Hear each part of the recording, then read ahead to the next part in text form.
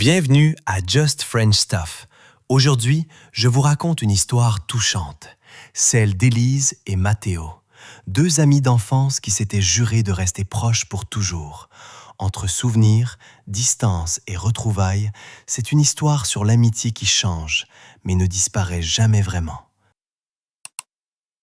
Quand ils étaient enfants, l'été semblait infini. Élise et Mathéo passaient des après-midi entières à faire du vélo près des champs de tournesol.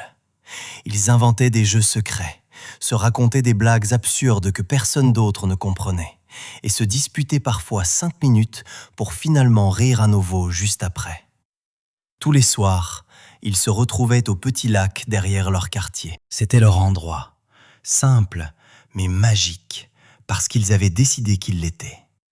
Ils s'asseyaient sur le vieux ponton en bois, les pieds au-dessus de l'eau, et regardaient les libellules danser à la surface. Un soir, Élise avait demandé « Quand on sera grand, on ne changera pas, hein ?» Mathéo avait ri « On sera juste plus grand, c'est tout ?» Puis, Élise avait dit « Alors, on promet qu'on restera toujours amis ?» Mathéo avait levé son petit doigt. « Je le jure. » C'était devenu leur rituel, un geste d'enfant, mais aussi la vérité la plus forte qu'ils connaissaient. L'année de leurs 15 ans, quelque chose avait un peu changé. Élise avait découvert de nouvelles passions, la lecture, l'écriture, le théâtre. Elle rêvait de devenir journaliste. Mathéo, lui, avait découvert le sport, surtout le football. Il s'entraînait presque tous les soirs et participait à des matchs le week-end. Malgré tout cela, ils continuaient à se retrouver au lac. Un soir d'été, l'air était doux et les nuages étaient roses. Le lac ressemblait à un miroir. Élise avait demandé d'une voix plus sérieuse que d'habitude. « Tu crois qu'on restera proches, même si la vie change beaucoup ?» Mathéo n'avait pas hésité. « Bien sûr. Même si on va dans des lycées différents, même si un jour on vit loin l'un de l'autre, on restera amis. » Ils avaient levé leurs petits doigts. Encore une fois, encore une promesse. À ce moment-là, ils pensaient vraiment que le monde aurait toujours de la place pour eux deux. Avec l'entrée au lycée, les premières distances étaient apparues. Élise participait au club de littérature, au théâtre et passait des heures à la bibliothèque. Mathéo s'entraînait presque tous les jours et voyageait le week-end avec son équipe. Ils se parlaient toujours, mais moins souvent. Leurs messages devenaient plus courts, leurs rendez-vous plus rares. Ils ne se disputaient pas. Ils ne s'éloignaient pas volontairement. Ils dérivaient, doucement, comme deux bateaux emportés par des vents différents. Pourtant, chacun gardait un petit souvenir. Élise conservait tous les messages de Mathéo. Mathéo gardait une photo d'eux au lac, cachée dans son étui de téléphone. Il n'était pas prêt à laisser tomber. Pas encore. À 18 ans, ils ont quitté leur ville natale. Élise est partie à Lyon pour étudier le journalisme. Elle vivait dans un petit studio au-dessus d'une boulangerie qui sentait le pain chaud. Mathéo est parti à Marseille pour étudier les sciences du sport. Il vivait en colocation avec 3 garçons bruyants, sympathiques, toujours affamés. Au début, ils s'appelaient souvent. Parfois tard le soir, après des journées trop longues, ils parlaient durant des heures de leurs cours, de leurs projets, de leurs rêves. Mais avec le temps, la vie est devenue plus rapide. Les emplois du temps étaient pleins, examens, devoirs, entraînements. Leurs appels se sont raccourcis. « Je peux pas trop parler, j'ai un contrôle demain. »« Désolé, je suis à l'entraînement, je te rappelle. » Puis, « Oh, j'ai oublié de te rappeler. » Pas par méchanceté, juste par fatigue et par vie. Pourtant, au fond de leur cœur, aucun d'eux n'oubliait l'autre. Ils plaçaient simplement leur amitié dans un coin calme, presque endormi. Un soir, en regardant les réseaux sociaux, Élise est tombée sur une photo de Mathéo. Il était à une soirée, entouré de nouveaux amis, en train de rire. Pendant 1 seconde, Élise s'est arrêtée. Quelque chose lui serra la poitrine. Pas de la colère, pas de la jalousie, juste la peur de ne plus faire partie de sa vie. Peut-être qu'il n'a plus besoin de moi. Alors Élise n'a pas écrit. Ce qu'elle ignorait, c'est qu'au même moment, Matteo regardait une ancienne photo du lac sur son téléphone en pensant « Élise est occupée maintenant.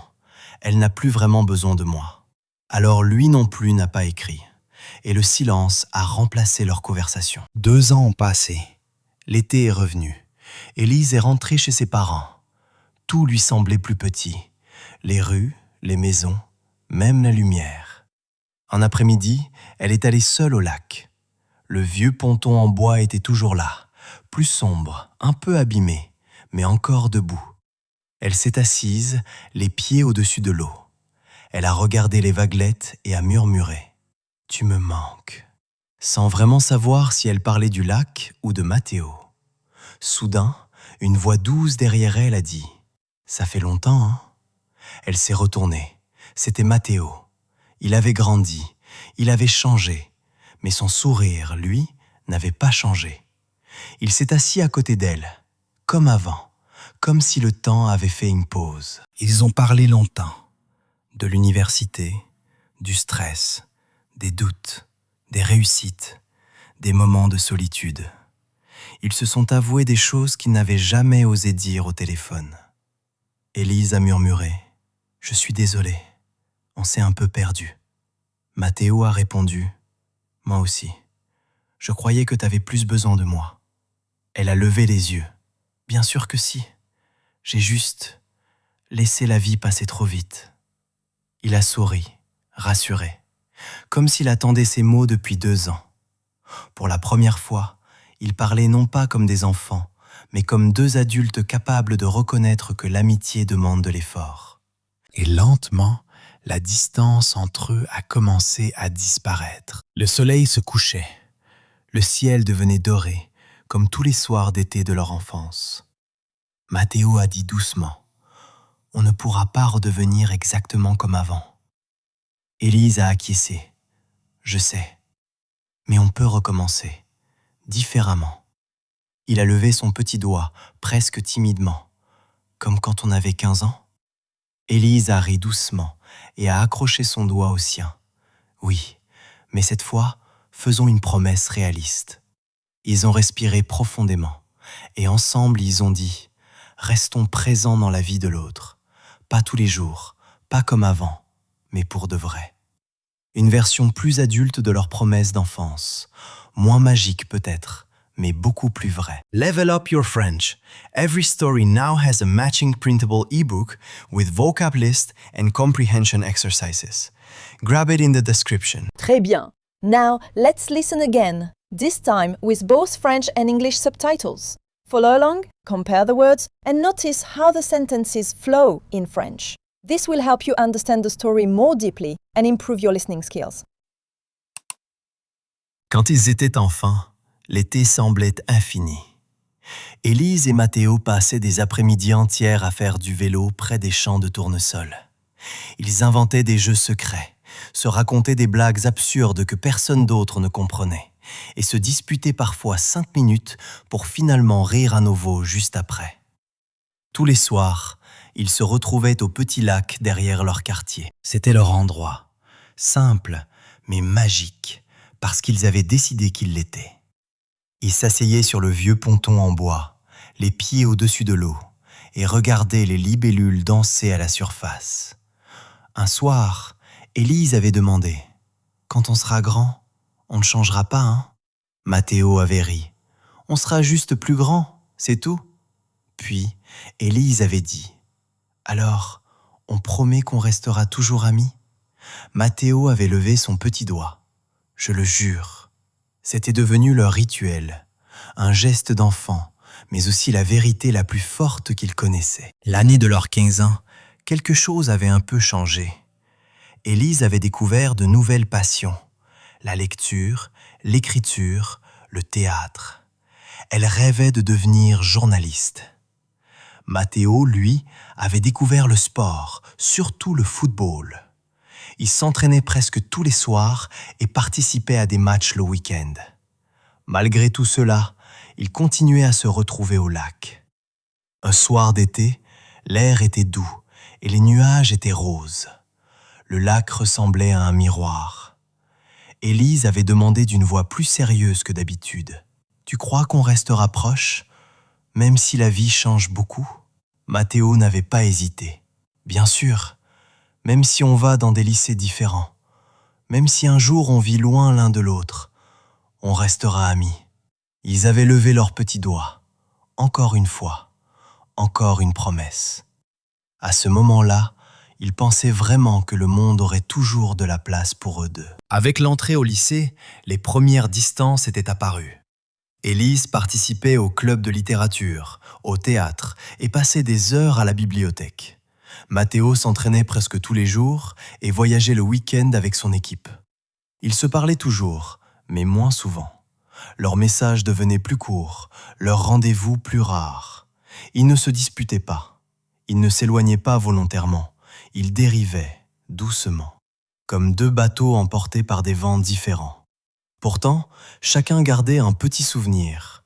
Élise conservait tous les messages de Mathéo. Mathéo gardait une photo d'eux au lac, cachée dans son étui de téléphone. Il n'était pas prêt à laisser tomber. Pas encore. À 18 ans, ils ont quitté leur ville natale. Élise est partie à Lyon pour étudier le journalisme. Elle vivait dans un petit studio au-dessus d'une boulangerie qui sentait le pain chaud. Mathéo est parti à Marseille pour étudier les sciences du sport. Il vivait en colocation avec 3 garçons bruyants, sympathiques, toujours affamés. Au début, ils s'appelaient souvent. Parfois tard le soir, après des journées trop longues, ils parlaient durant des heures de leurs cours, de leurs projets, de leurs rêves.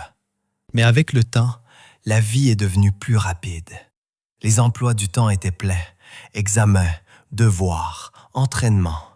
Leurs appels se sont raccourcis. « Je peux pas trop parler, j'ai un contrôle demain. »« Désolé, je suis à l'entraînement, je te rappelle. » Puis, « Oh, j'ai oublié de te rappeler. » Pas par méchanceté, juste par fatigue et par vie.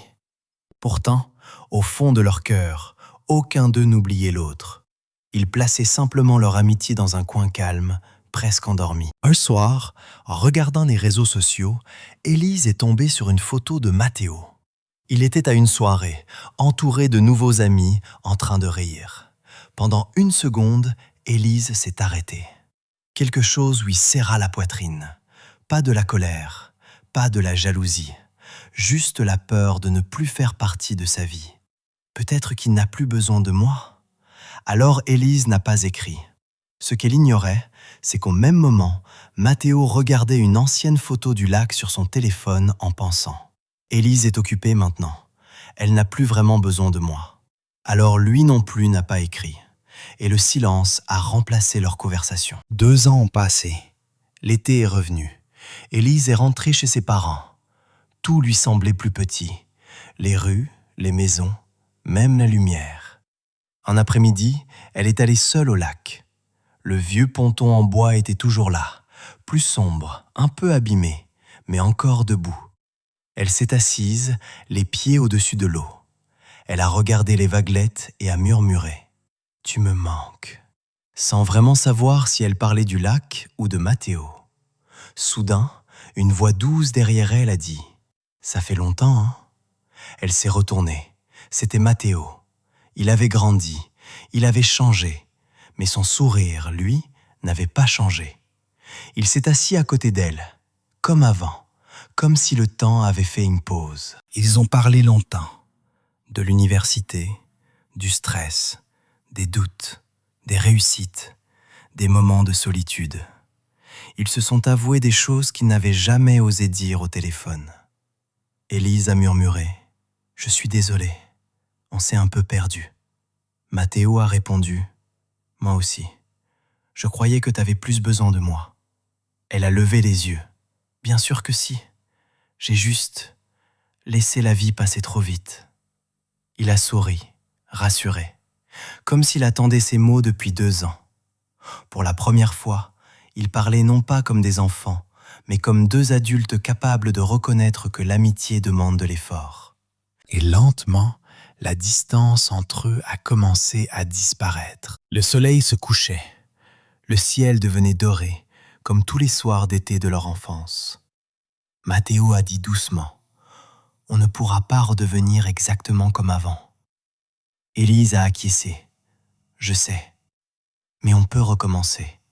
Différemment. Il a levé son petit doigt, presque timidement, comme quand on avait 15 ans. Élise a ri doucement et a accroché son doigt au sien. Oui, mais cette fois, faisons une promesse réaliste. Ils ont respiré profondément et ensemble ils ont dit « Restons présents dans la vie de l'autre, pas tous les jours, pas comme avant, mais pour de vrai. » Une version plus adulte de leur promesse d'enfance, moins magique peut-être, mais beaucoup plus vraie. Now, let's listen to the story again, this time without subtitles. This is to practice your ear in French. Just relax, listen carefully, and try to understand as much as you can. Don't worry if you don't understand every word. Focus on the general meaning. Quand ils étaient enfants, l'été semblait infini. Élise et Matteo passaient des après-midi entières à faire du vélo près des champs de tournesol. Ils inventaient des jeux secrets, se racontaient des blagues absurdes que personne d'autre ne comprenait, et se disputaient parfois 5 minutes pour finalement rire à nouveau juste après. Tous les soirs, ils se retrouvaient au petit lac derrière leur quartier. C'était leur endroit, simple mais magique, parce qu'ils avaient décidé qu'il l'était. Ils s'asseyaient sur le vieux ponton en bois, les pieds au-dessus de l'eau, et regardaient les libellules danser à la surface. Un soir, Élise avait demandé « Quand on sera grand, on ne changera pas, hein ?» Matteo avait ri « On sera juste plus grand, c'est tout. » Puis, Élise avait dit « Alors, on promet qu'on restera toujours amis ?» Matteo avait levé son petit doigt. « Je le jure. » C'était devenu leur rituel, un geste d'enfant, mais aussi la vérité la plus forte qu'ils connaissaient. L'année de leurs 15 ans, quelque chose avait un peu changé. Élise avait découvert de nouvelles passions, la lecture, l'écriture, le théâtre. Elle rêvait de devenir journaliste. Matteo, lui, avait découvert le sport, surtout le football. Il s'entraînait presque tous les soirs et participait à des matchs le week-end. Malgré tout cela, il continuait à se retrouver au lac. Un soir d'été, l'air était doux et les nuages étaient roses. Le lac ressemblait à un miroir. Élise avait demandé d'une voix plus sérieuse que d'habitude. « Tu crois qu'on restera proches, même si la vie change beaucoup ?» Matteo n'avait pas hésité. « Bien sûr, même si on va dans des lycées différents, même si un jour on vit loin l'un de l'autre, on restera amis. » Ils avaient levé leurs petits doigts.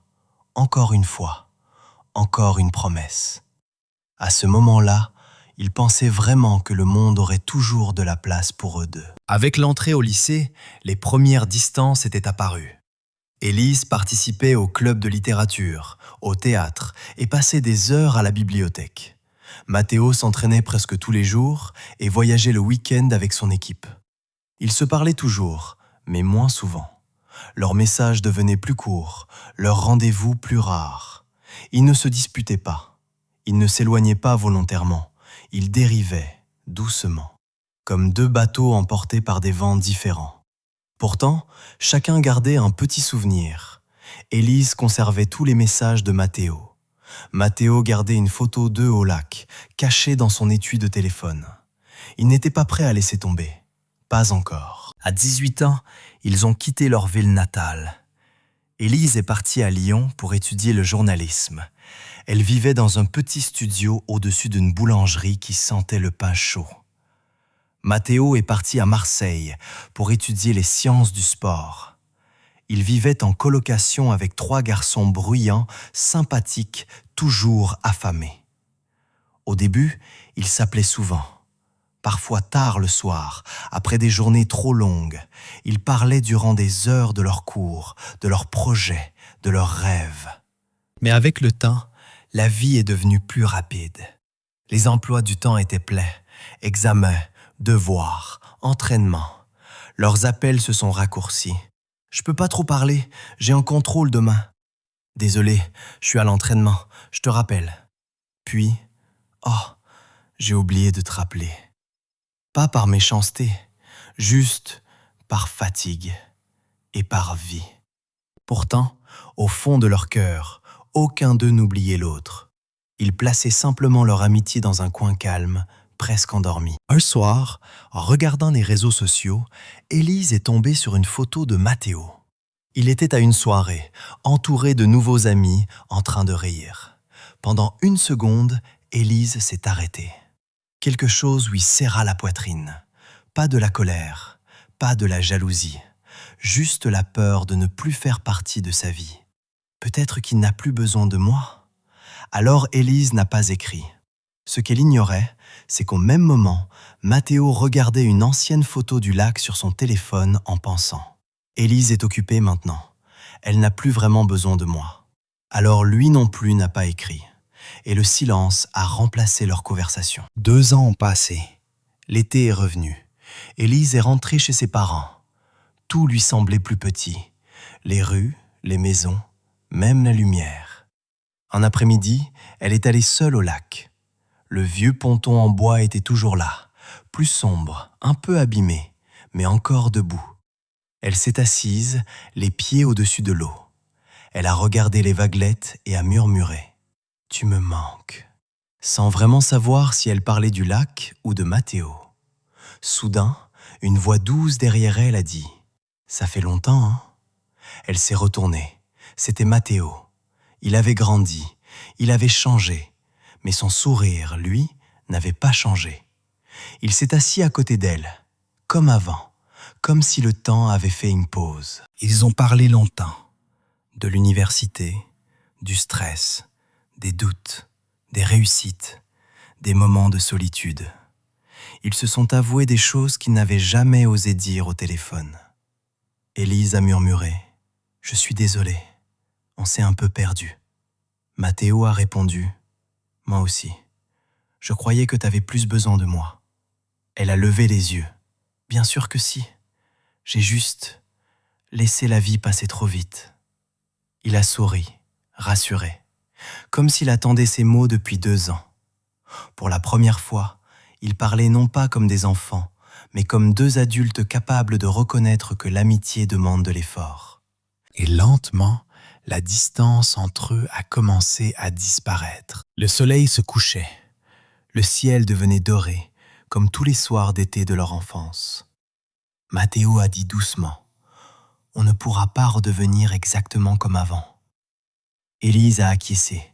« Je sais, mais on peut recommencer, différemment. » Il a levé son petit doigt, presque timidement, comme quand on avait 15 ans.